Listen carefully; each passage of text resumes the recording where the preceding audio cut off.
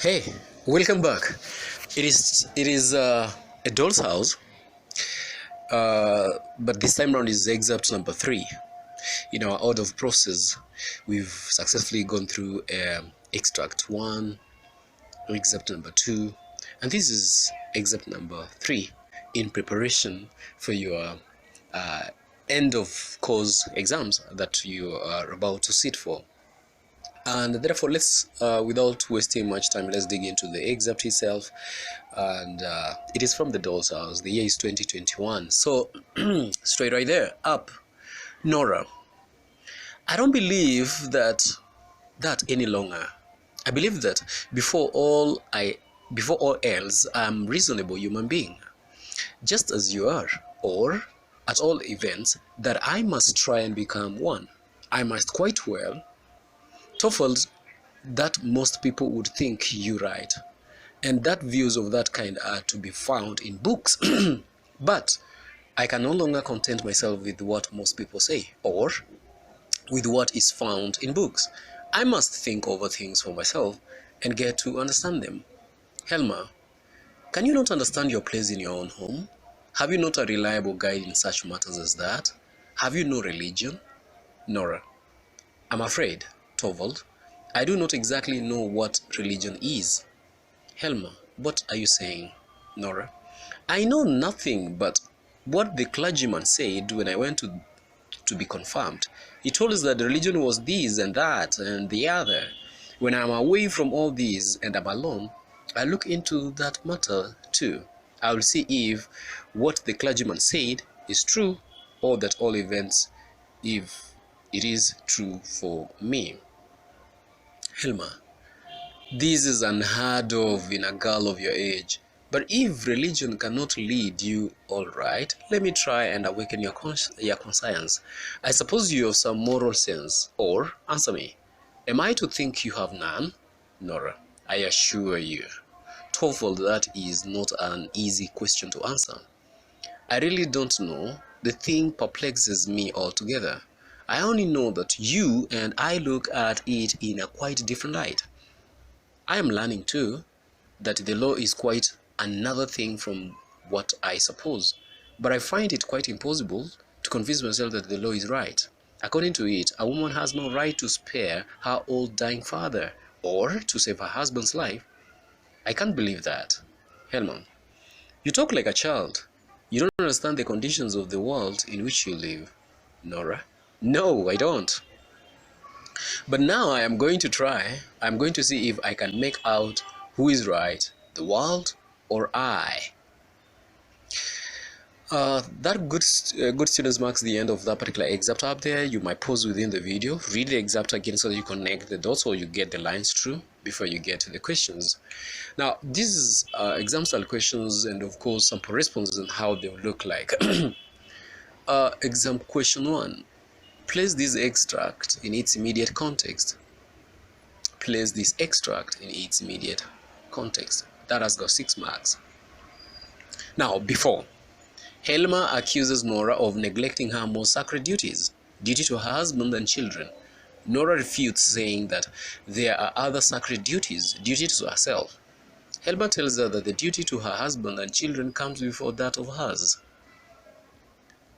After, Helmer accuses Nora of being ill and delirious. Nora says that she's most clear and certain in her mind. Helmer questions how a sober mind can forsake her children. Now, and we also have question 2. Discuss any 2 character traits of Helmer in this extract. Discuss any 2 character traits of Helmer in this extract. 1. Abusive. He calls Nora blind, foolish woman. 2. Chauvinistic. He has low opinion for his wife. She has a sacred duty to her husband and children and not herself.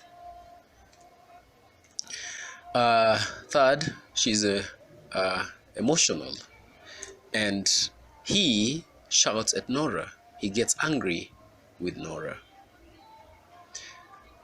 Good students, question number 3. Give evidence that Nora is an assertive character. authoritatively states that she has a sacred duty to herself first, then to her husband and children.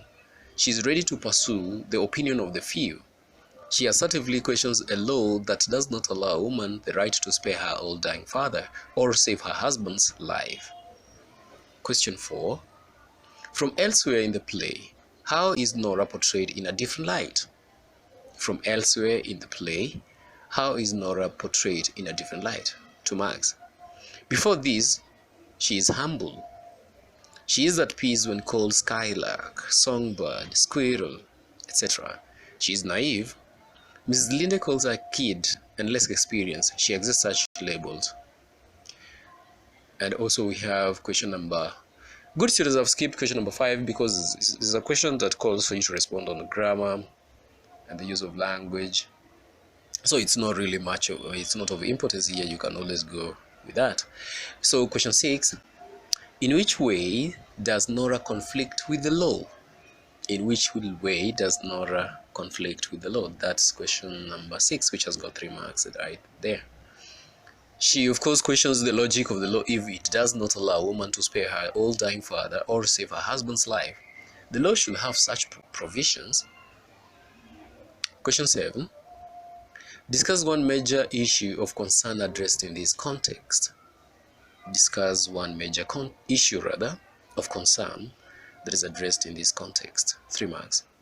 Gender inequality. Now, the wife goes through the name calling from her husband. Nora feels that she has a duty to herself. She says she should be treated as a human being. The law should not grant gender equality. Rather, the law should grant, not grant. Where's my brain? The law should grant gender equality. And good students, that marks the end of our coursework as per to this work right here. And of course, I've always told you that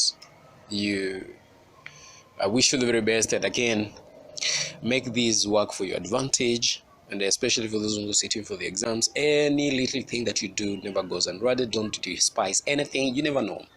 This might be your savior, or this work rather, not me.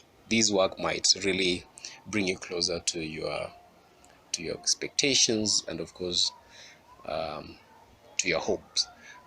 Adios for now, and if in case you've not subscribed, please give it a thumbs up, subscribe, share it with your good friends, tell them that there is a channel, and we'll be doing this one even after this particular last cohort have done their set books and the work. We also have new stories in store and new maybe areas to sojourn and endeavor into.